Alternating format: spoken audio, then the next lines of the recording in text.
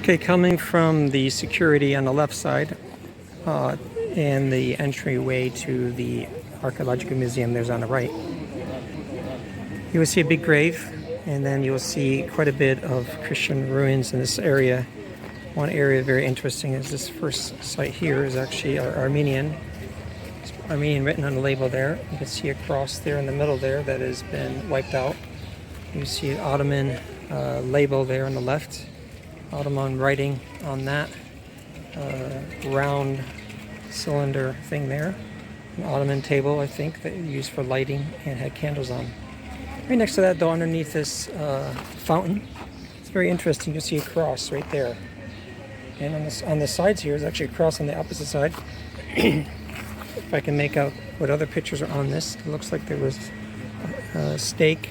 There's a snake there, probably like the Garden of Eden. And looks like a tree here on this side. So on the back side, keep going around, there is another cross. There it is. This cross is very like Constantine, so it's an older time period. In this section, you're better off walking towards the back because often they hide some of the Christian history as we go along.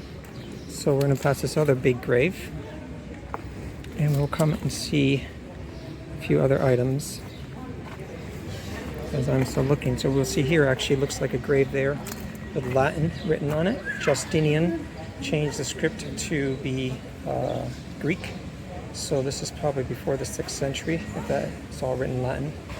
Ottoman display there, but lo and behold, away from the people walking by, we see a panel with the cross, with the X and the cross there on the right that has been smeared.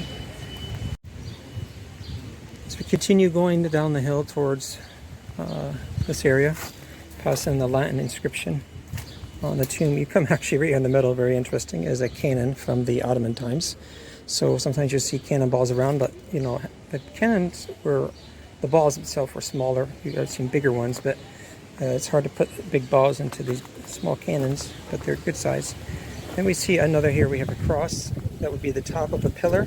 You even see this iron. I don't know if that's modern day or after, but it would be how they would attach that capital to something below. Right after that is actually something very interesting, is this little panel here. This little panel here actually has a peacock, which is Persian influence, and then the sun, which is more of a Syrian influence, and then some other symbols. So it's a very interesting piece of rock there. As I said, sometimes away from the people. Now there's a truck here, but you'll see another panel with two crosses there, and then you'll see a grave right here that actually has a few crosses on the top of it. If we go from this side, you see there the X type of cross and a normal cross on the other end. Coming from this grave, actually, if you go around this pillar, there is something fascinating. Is inside the grave is all these old pottery shreds kind of thrown in there to transport wherever they're transporting. Right across that, past the panel, you'll actually see this other major stone, which is looks like two circles on the edge of the cross there on the right side.